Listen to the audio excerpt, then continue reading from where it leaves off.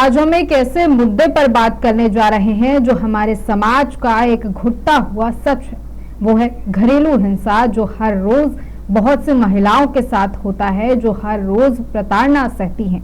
और कुछ ही महिलाएं हैं जो इससे उभर पाती हैं, या तो वो पुलिस के मदद से हो या खुद से, फिर चाहे वो मानसिक प्रताड़ना हो या शारीरिक। इसी पर चर्चा करेंगे कि क्या कुछ एक्शंस इसके खिलाफ लिए जा सकते हैं और कैसे इन चीजों से उभरते हुए एक अच्छे समाज का निर्माण कर सकते हैं।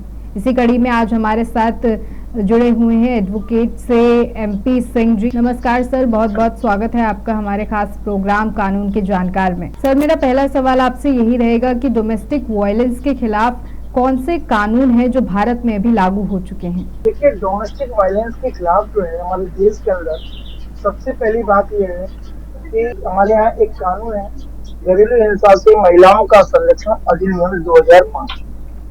और इस अधिनियम के तहत हम क्या करते हैं कि जब भी कोई महिला के साथ एक साझी गृहस्थी में एक शर्त के नीचे या किसी रिश्तेदारों के द्वारा कोई प्रताड़ना, कोई हिंसा की जाती है, तो हम डोमेस्टिक वायलेंस एक्ट के सेक्शन 12 के तहत माननीय जेलक्षी के पास एक परिवार दाखिल करते हैं। उस परिवार में हर वो व्यक्ति जिस व्यक्ति ने महिला के साथ हिंसा कर के, लेकिन आगे भी क्लियर कर दे, ये अधिनियम अकेले बहू के लिए ये हर महिला के लिए, महिला इन द सेंस कोई बहू है उस पर अत्याचार हो रहा हो, कोई बेटी है उस पर अत्याचार हो रहा हो, या कोई माँ है, किसी भी महिला मतलब महिला के विरुद्ध अगर किसी उसके परिजनों के द्वारा, रिश्तेदारों के द्वारा या सार्वजनिक रस्ते में कोई अत्याचार हो रहा है, कोई अन्याय हो रहा है, तो उसके संरक्षण के लिए घरेलू हिंसा अधिनियम 2005 के तहत धारा 12 में मांग करे गए। इसमें हम निवास का आदेश मांग सकते हैं, जमीन सार्वजनिक रस्ते में रहने का अधिकार दिया जाए, मेरा स्त्री जमा कर दिया जाए। अगर आप नहीं रखते तो मेरे खर्चे, आप मेरे जो जीवन को जीने के लिए जो खर्चे वो आप उठाइए, मेरे परिवार को संरक्षण सुरक्षा दीजिए। जी सर, जैसे कि आपने बताया कि डोमेस्टिक वायलेंस एक्ट 2005 जो है वो सारी महिलाओं को कवर करता है, तो क्या क्या कानूनी अधिकार मिलते हैं हर महिला को? हालांकि ये कवर करता है तो एक बड़ी संख्या में महिलाएं आती हैं जिनके साथ प्रताड़ना होती है। दोबारा बताना। एक बड़ी संख्या में महिलाएं आती है जिनके साथ शारीरिक या फिर मानसिक प्रताड़ना की जाती है। तो 2005 जैसे कि आपने बताया कि डोमेस्टिक वायलेंस 2005 जो है वो हर महिला को कवर करता है जिनके साथ प्रताड़ना की जा रही है। तो क्या क्या कानूनी अधिकार इसमें मिल पाते हैं महिलाओं को? देखिए, इस कानूनी अधिकार में साझी गृहस्थी में रहने का अधिकार, केवल हमें संयुक्त गृहस्थी में रहना है, हम हमारे घर से मेडिकल नहीं कर सकते, हमारा जो रिश्तेदार है वो हमको आप लेंगे, हमारे साथ अगर मारपीट करते हैं तो उसके लिए इसमें कानूनी व्यवस्था है। और हमारे साथ है कि हमें आप खर्चा नहीं दे रहे तो हमें खर्चा दीजिए, अगर उस घर में नहीं रह पा रहे तो किराए का मकान दिलाइए, उस पर रहने का अधिकार दीजिए। एक महिला को जो भी संरक्षण सुरक्षा की बात है, इस घरेलू हिंसा से महिलाओं का संरक्षण अधिनियम 2005 में ये पूरी तरह से कवर होता है। अब बात बचे इसके अलावा IPC है या BNS है, इसमें 4 लाइन में IPC हम जा सकते हैं, बता सकते हैं हमारे साथ दहेज पर हिंसा की जा रही है, हमारे साथ मारपीट की जा रही है, तो हम वहां पर भी इसे कवर कर सकते हैं। जी सर, जैसा आपने बताया कि स्त्री धन वापस लौटाना हो या फिर और भी जो चीजें आती है घरेलू हिंसा में, लेकिन कुछ लोग ऐसे भी हैं जो सच में घरेलू हिंसा की परिभाषा को नहीं जान पाते हैं। तो क्या एक सही परिभाषा घरेलू हिंसा की है?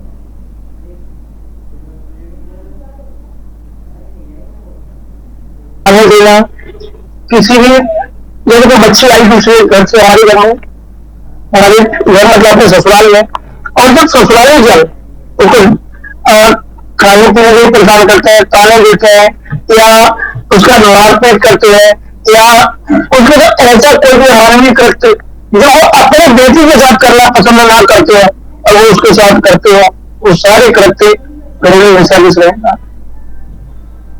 जी सर, क्या टॉर्चर करना, जी टॉर्चर करना, किसी चीज के लिए परेशान करना, है ना, ये सारी चीजें जो है घरेलू हिंसा के तहत कवर होती हैं। सर, क्या डोमेस्टिक वायलेंस एक्ट जो है उसके अंतर्गत सिर्फ शादीशुदा महिलाएं भी आती हैं? क्या सिर्फ उन्हीं को सुरक्षा मिलती है, या फिर जो शादीशुदा महिलाएं नहीं हैं, जो लड़कियां हैं, उनको भी ये सुरक्षा दी जाती है? देखिए, डोमेस्टिक वायलेंस का मतलब बहुत स्पष्ट कर दूं कि साझी गृहस्थी में रहने वाले वो लोग, जो साझी गृहस्थी में संयुक्त परिवार में रहने वाले लोग, या छत पे रहने वाले लोग किसी भी महिला के साथ अगर कोई हिंसा करते हैं तो सब कुछ घरेलू हिंसा में आती है। घर के अंदर होने वाली हिंसा घरेलू हिंसा है। अब उसमें बहू, बेटी, माँ या कोई भी महिला, वो सभी कवर है, सभी इसको इस कानून के तहत सुरक्षा प्राप्त करने के अधिकार हैं।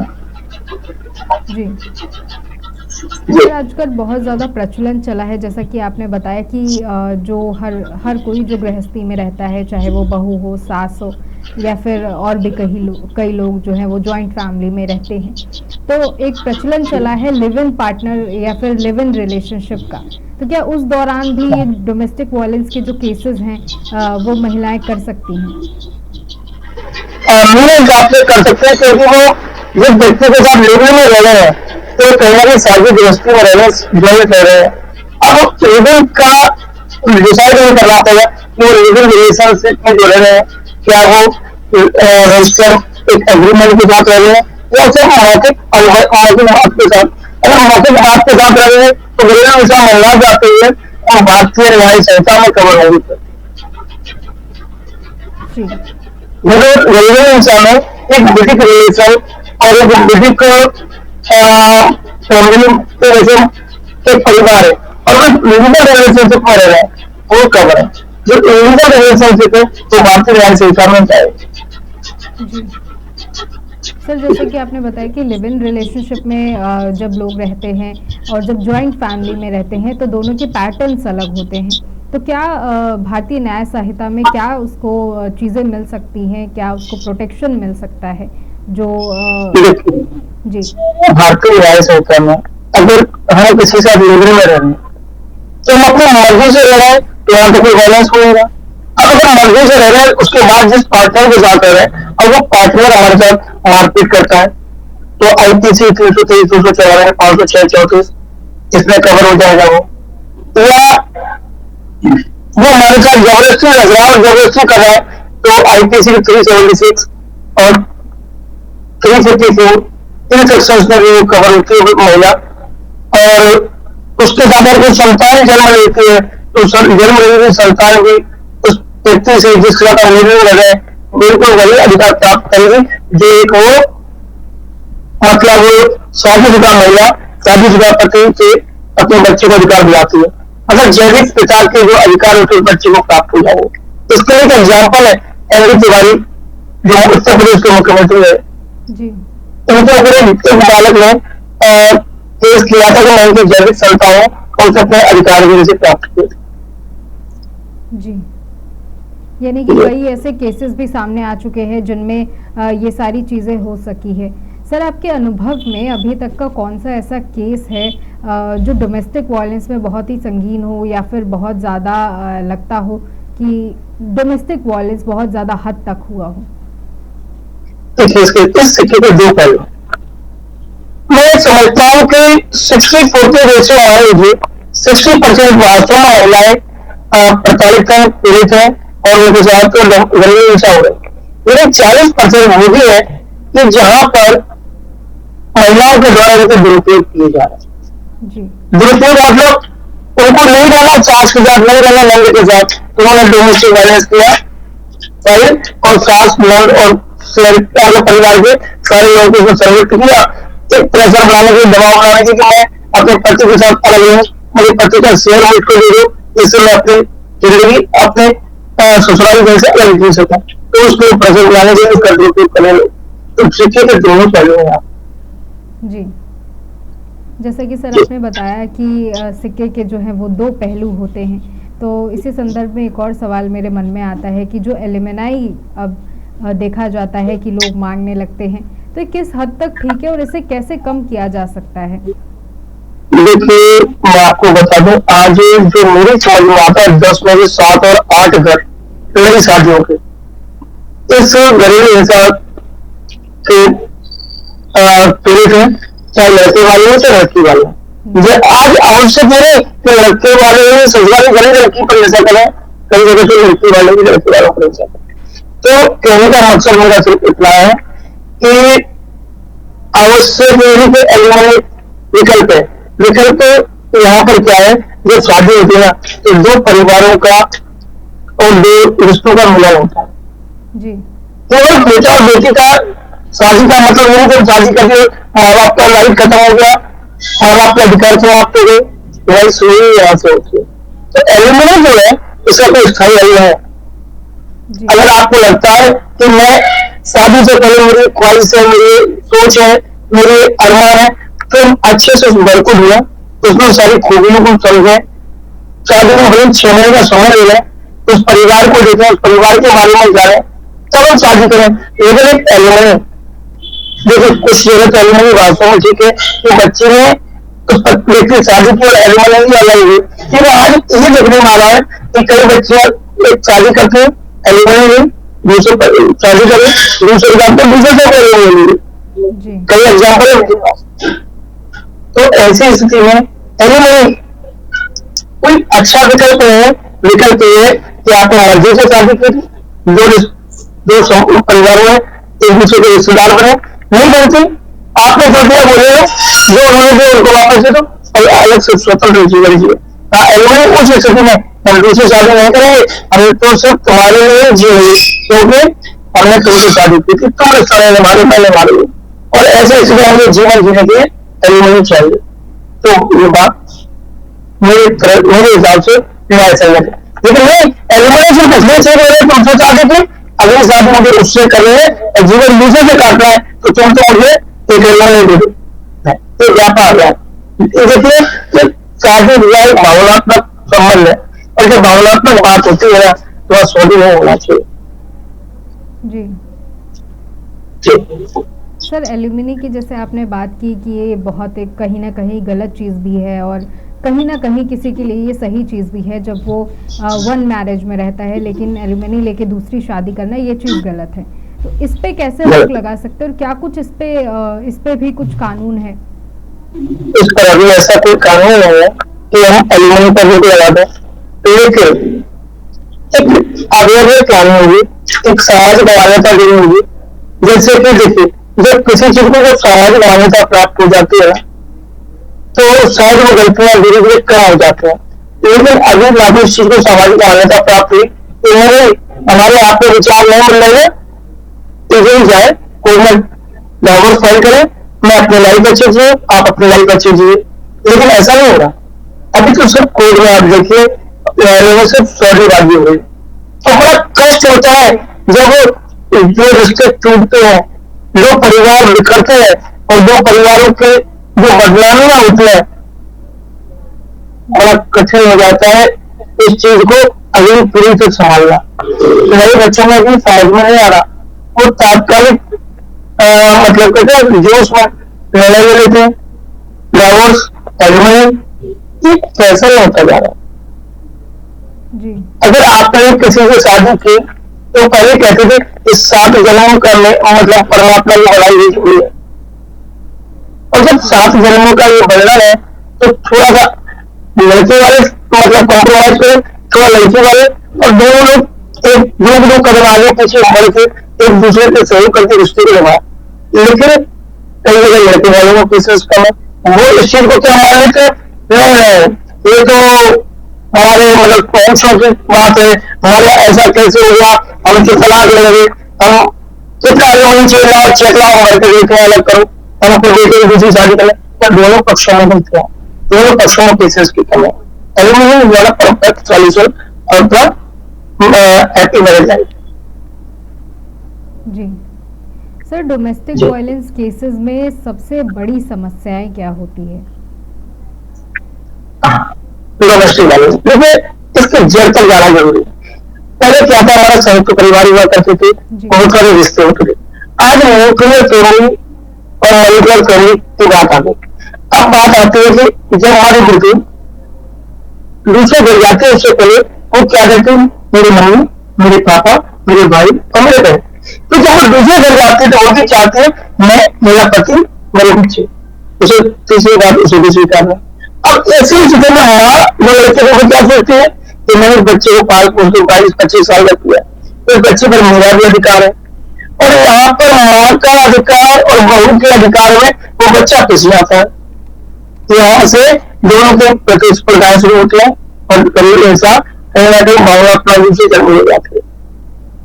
कई बार बहन सोचती है मेरा भैया है, 20 साल हम उसके साथ खेले पढ़े लिखे, इसको मुझे पकड़ के चले तो मेरा भी भाई पर अधिकार है। तो पत्नी पे चलना है, हमारी दहेज देकर के आई, अब तो मैं इसको कर दिया, अब तो ये मेरा है।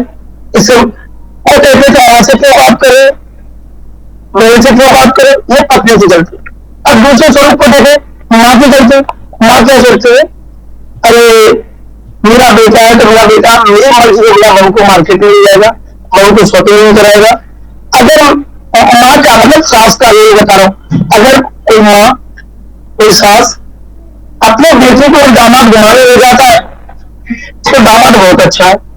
जी और अगर बेटा अपने बहू को घुमाने ले जाता तो बेटा तो बिगड़ गया, बेटा तो गुलाम हो गया। ये परंपराएं एक लड़ाई की शुरुआत का कारण। मतलब आप ऐसे समझ लो कि अगर दामाद बेटी को घुमाए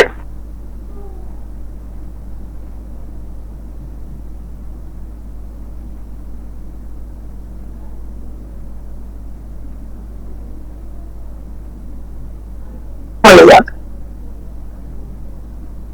जी ये बात कारण करी थी आपने, बताया कि जैसे 6 महीने पहले जो है वो दोनों परिवारों को जान लें फिर शादी करें। तो इसी संदर्भ में मेरे मन में एक सवाल आता है कि कई लोग ये भी सोचते हैं कि लव मैरिज में ज़्यादा डाइवोर्स और डोमेस्टिक केसेस होते हैं अगर अरेंज मैरिज के संदर्भ में देखा जाए तो अगर हम एक एडवोकेट के नज़रिए से देखें तो इस केसेस में आपका क्या कहना है, और क्या सच में लव मैरिज केसेस में जो है वो डोमेस्टिक वायलेंस ज़्यादा होते हैं या फिर अरेंज मैरिज? नहीं, देखिए लव मैरिज में तो और ज्यादा रिस्क है।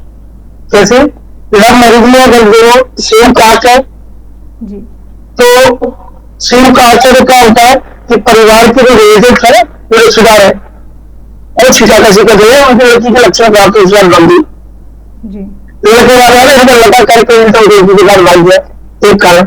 अगर इंटर कास्ट करते हैं तो लड़का जब लड़की के माँ के पक्ष में जाता है तो उसके रिलेटिव उसको पूछते रहेंगे कि उसके रिश्तेदार है तो जरा भी कहता देखो तुम्हारे वो कह रहे तुम्हारे माँ बाप से बात ही रहती। अब बात आती है लड़की वालों की तरफ से, अगर लड़के लड़के के ससुराल जाते हैं, लड़के मतलब लड़के के घर जाते हैं और वहां उसके परिवार की महिलाओं को नहीं पूछते तो कहते देखो तुम्हारे माँ बाप से बात रहती। तो छोटी छोटी बातें जन्म ले जाते हैं। तो देखिए विवाद तो हर जगह जन्म लेना चाहिए, और लव मैरिज हो चाहे अरेंज मैरिज हो। लेकिन यहाँ अच्छी बात क्या है कि जो बेटियां है ना वो थोड़ा सा समझौता करें, जो आज समझौता नहीं होगा। समझौता कैसा, एक मन बड़ा कि ठीक है मैंने कहा को छोड़ के आई है ना तो जिसके आएगा वो घुमा है, तो जब अपनी माँ देखे, अपने घर में अपनी बहन को देखे, एक चीज। और नंबर जो सास है जी और ये देखे तो जो बेटी आई है ना और अपनी माँ को छोड़ कर इसलिए आज से मेरी बेटी तो जो अपनी बेटी देखे, देखे उसमें अपनी बहन को देखे। जब ये बातें भावनात्मक रूप से जुड़ जाएंगे ना तो निश्चित तौर पर घरेलू हिंसा में कमी होगी और लोगों का जो परिवार बिखर गए हैं, टूट रहे हैं, निश्चित तौर पर जान कम जाएगी। नई बच्चियां ये हमारे क्या है कि हम जब अपने ससुराल आए हैं, जब अपने ससुराल आए तो ये हमारे क्या है कि हम अपनी सास को और सम्मान देंगे तो माँ को देते, ससुर को और सम्मान देंगे तो पिता को देते, और सास को भी सोचना होगा कि हम उतना ही प्यार दें जितना अपने बेटी को देते हैं। ये समाज में जागरूकता लाना पड़ेगा। जी सर, डोमेस्टिक वायलेंस की हम बात कर रहे हैं, जैसा कि आपने बताया कि 40-60 का ये रेशियो होता है। कुछ लोग ऐसे भी होते हैं जो इसका दुरुपयोग करते हैं। दुरुपयोग कर रहे हैं। कैसे जो लोग हैं, जो पुलिस विभाग है या फिर कहें जुडिशरी टीम या फिर पुलिस टीम और एडवोकेट्स की टीम, कैसे इस चीज़ को निकाल पाती है कि क्या ये दुरुपयोग का एक केस है या फिर सच में ये केस हुआ है?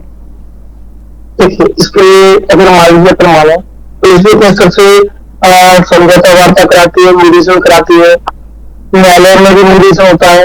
हमारे अधिवक्ता साथी भी अपने सभी प्रयास करते हैं कि दो परिवारों को दो पक्षों को समझाया जाए, लेकिन कहीं ना कहीं दोनों परिवार के जो ईगो आ गया वो इन रिश्तों को नहीं बचाएंगे। परिवार के ईगो इसके लिए जिम्मेदार है। सर, कितने ऐसे फॉल्स केसेस देखे जाते हैं जो कहीं ना कहीं दुरुपयोग के केसेस होते हैं, या फिर कैसे उन चीज़ों को बाहर निकाल के लाया जाता है? और क्या कुछ अगर फॉल्स केसेस निकलते हैं तो क्या कुछ उसकी कोई सज़ा होती है महिला को? निश्चित तौर पर देखिए, कानून और व्यवस्था है। अगर न्यायालय के समक्ष कोई मिथ्या प्रकरण आता है या कोई गलत केस दाखिल होता है तो आवेदन इसमें अपील में जा सकता है, या जिसको मतलब अपराधी बनाया गया उसको भी अपराध सिद्ध नहीं हुआ और निर्दोष बरी हुआ वो अपील में जा सकता है। तो जनरली देखा यह जाता है कि मामले अंत में 90% मामले अंत में समझौते से, आपसी से, राजीनामे से, मल्टीस्टर से सॉल्व हो जाते हैं। 10% मामलों में सजा भी होती है और सजा वहां होती है जहां समझौते की गुंजाइश नहीं है और निश्चित तौर पर लड़के वालों के विरुद्ध प्रमाण है और लड़की वाले उसको प्रमाणित कर पा रहे हैं। लेकिन ये भी तय मानना कि रेशियो दुरुपयोग करने वालों का बहुत ज्यादा होता जा रहा है। तो ये MP सिंह जी थे जो हमारे साथ जुड़े हुए थे और डोमेस्टिक वायलेंस पे लगातार चर्चा हो रही थी कि क्या कुछ मुद्दे हो सकते हैं और कैसे जाके जो लड़कियां या फिर जो महिलाएं पीछे हटती हैं केसेस से, वो जाके अपने केसेस को दर्ज करा सकती है अगर उनके साथ कोई इस तरह की प्रताड़ना हुई है तो। सर, बहुत बहुत धन्यवाद आपका हमारे इस खास प्रोग्राम कानून के जानकार में जुड़ने के लिए। इस प्रोग्राम में इतना ही। आगे की और जानकारी और खबर देखने के लिए बने रहे स्वदेश 24x7 के साथ।